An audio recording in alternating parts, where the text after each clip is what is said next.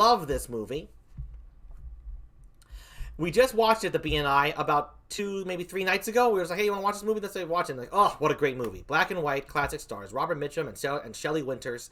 And I'm going to tell you about the plot and everything. So, tonight's Celebration Appreciation is... Oops, not that, not the Lord. The Night of the Hunter. This is the song I was singing that the guy up there holding the little girl sings, leaning, leaning, safe and secure from all alarms. Night of the Hunter. The Night of the Hunter. Now, I know what you're thinking. With a picture like that, he's probably a pedophile. Well, the truth is he's not. Nope, that's not what the movie is about. No, he's a preacher, as a matter of fact. Okay, that doesn't necessarily preclude you from being a pedophile, but let's just get on with what the movie is actually about here.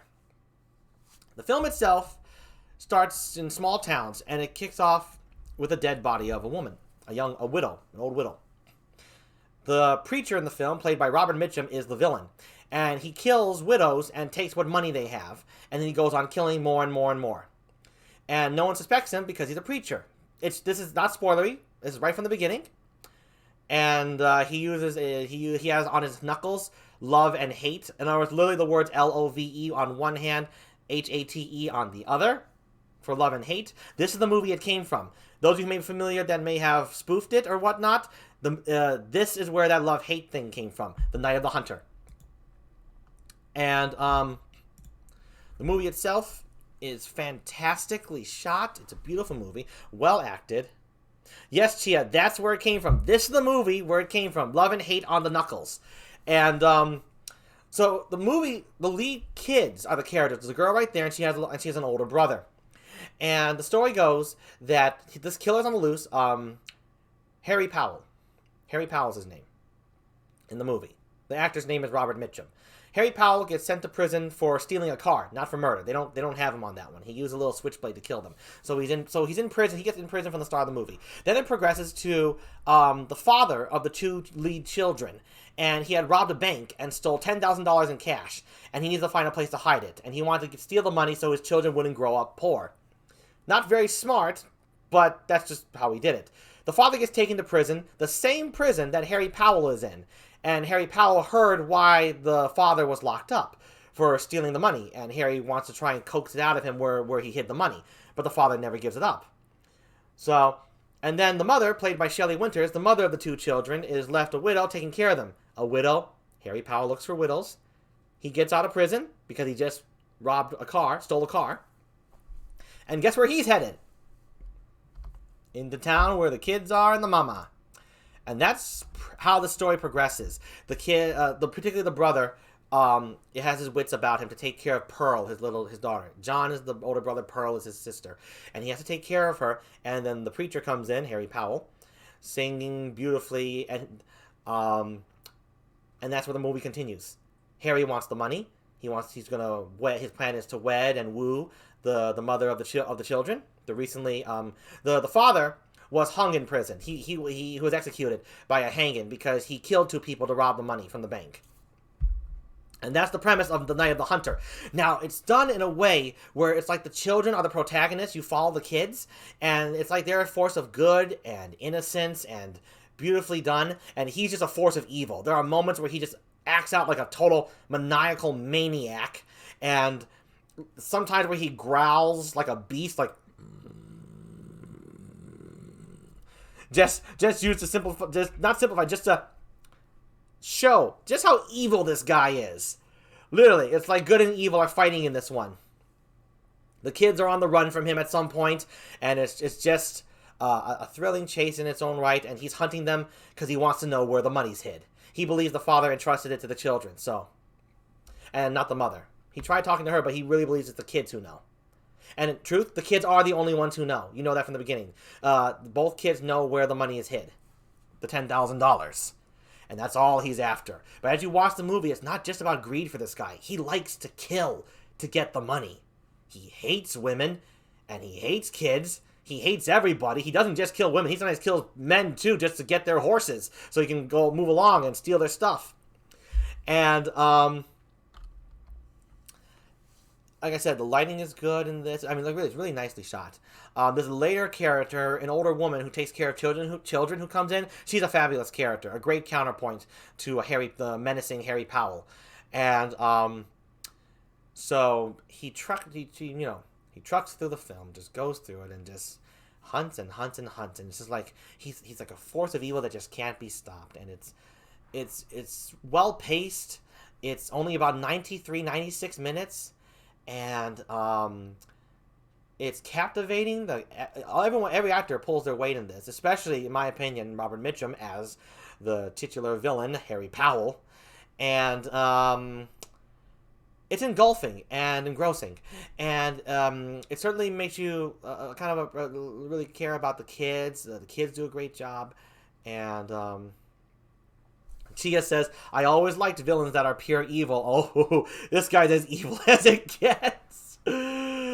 He's bad. He real bad customer. And, I have been thinking of maybe doing a movie night with you fellas one of these days. And we'll just watch one of the classics that I love. And I can, we do the streaming thing in Discord. But we'll see about that. I think the one I would do is Kind Hearts and Coronets. But this is a special movie. It's very unique, the pacing, the style. Yes, Harry Powell is based on a real-life serial killer. Yeah, Harry Powers. Exactly, yes. But I don't know if he was a preacher. Preacher getup and whatnot. But, it's a sinister movie in its own right, and yet a very heartfelt movie in its own right, because of the children, as you follow them. And they're just brave poor little youngsters, just trying to survive their evil... The evil preacher, Harry Powell. And so like I said, it's very captivating. You gotta love the strength that comes across from the older woman later in the movie. She's beautiful. She's wonderful. Takes care of them and whatnot. And the way it's shot, kind of a bookending situation. Bookended with kind of a trauma the son John suffered at the beginning of the film. You kind of tell it took its toll on him mentally and traumatically, and it kind of has a nice bookend to that at the end where he's the boy and whatnot. But it gets tense, and like I said, he doesn't stop. I'm saying this a lot because I don't want to spoil too much of the film, other than it's a film noir. You could say it's like a film noir. Like the way they use shapes in it and shadows and lighting. Very well done movie. I highly recommend this film. This is one of my top recommendations for if you're looking for sort of like a how do I want to say this?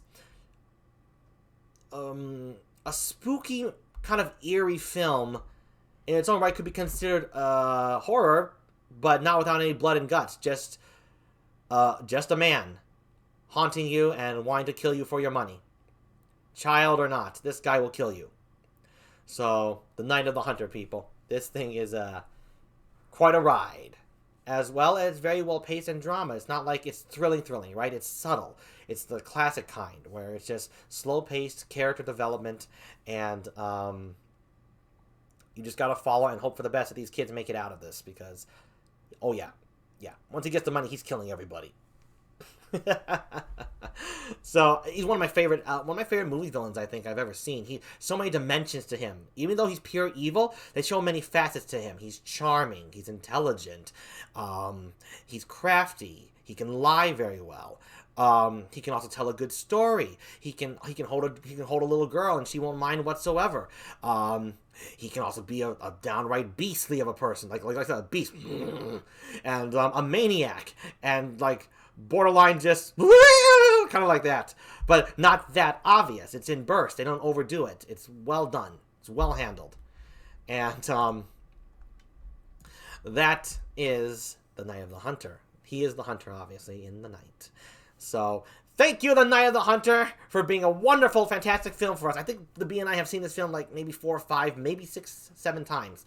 We've seen it quite a bit. I'm going to go with 4 or 5, actually. 4 or 5 times we've seen the movie. So give it up for The Night of the Hunter, people! Now, this film is well regarded, but in its time, I'm going to say this. In its time, yes, thank you, Chia. This is more trivia. Back in its time, it was not liked. 1955, of an evil preacher. This film was not well received by critics. Now it's considered a classic and very well revered. But in its time, it was not appreciated. It was very hated, actually. Yes. A lot of sensitive people to this movie's subject matter. So, there you have it. Once again, thank you, Night of the Hunter. Woo! Sumio says, remake when? Don't know when. I hope they never do a remake. This one is good enough.